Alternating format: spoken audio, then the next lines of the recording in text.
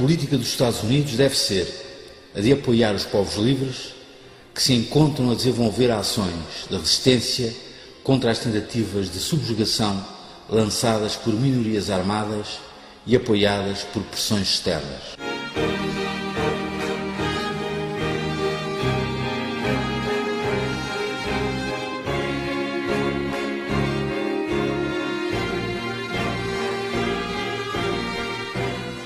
Estas palavras, proferidas pelo Presidente dos Estados Unidos da América, Harry Truman, num discurso ao Congresso a 12 de março de 1947, resumem bem os objetivos da doutrina Truman.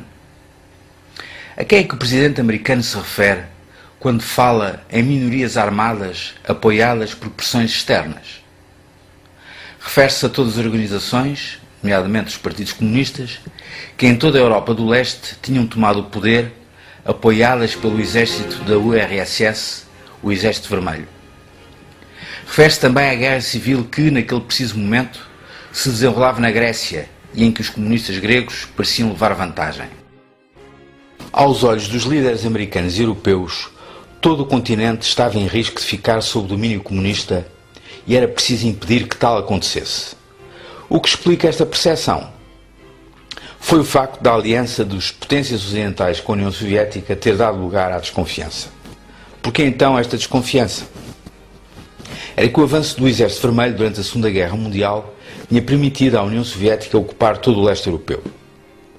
Ora, ao contrário do que ficara estabelecido em Yalta e em Potsdam, os governos dos países que ficaram sob a administração soviética não resultaram de eleições livres. Nesses países, todos os governos eram de orientação comunista. Foram impostos às populações sem o seu consentimento livre. Além disto, a liberdade de circulação entre o leste e o ocidente europeu foi impedida pelas autoridades soviéticas. Tinha-se criado aquilo a que Churchill chamara a cortina de ferro. Essa desconfiança era o resultado também da desproporção de forças militares. O Exército Vermelho era, nessa época, o maior e mais poderoso exército em toda a Europa, o que levantava receios. Na Grécia, que segundo a divisão da Europa acordada em Yalta pelos aliados, deveria ficar fora da zona soviética, havia uma guerra civil e os comunistas tinham a possibilidade de, também aí, conquistar o poder. Mas não era tudo. Os partidos comunistas de alguns países ocidentais, como a França e a Itália, eram muito influentes. Durante a guerra tinham organizado a resistência ao nazismo e quando a guerra acabou, o seu prestígio era muito grande entre as populações. Por fim, é preciso lembrar que as dificuldades económicas vividas pela Europa, fruto do caos e destruições provocados pela guerra, eram dramáticas. Isso fazia com que existisse o risco de instabilidade política e de surgirem tumultos que, segundo os dirigentes ocidentais, os partidos comunistas poderiam aproveitar em seu favor. Acabava assim a coligação entre as potências aliadas durante a guerra.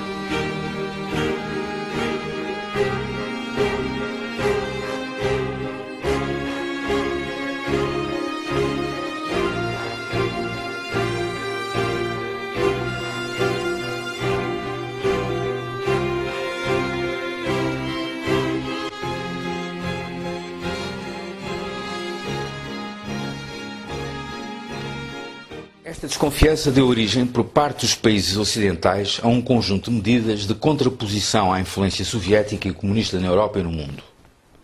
A doutrina Truman é o nome que se deu a essa política liderada pelos Estados Unidos da América no pós-guerra. O discurso de Harry Truman ao Congresso, em março de 1947, marca, por assim dizer, o início da Guerra Fria, isto é, o antagonismo crescente e a todos os níveis entre o mundo ocidental, liderado pelos Estados Unidos da América, e o chamado Bloco de Leste, dirigido pela União Soviética.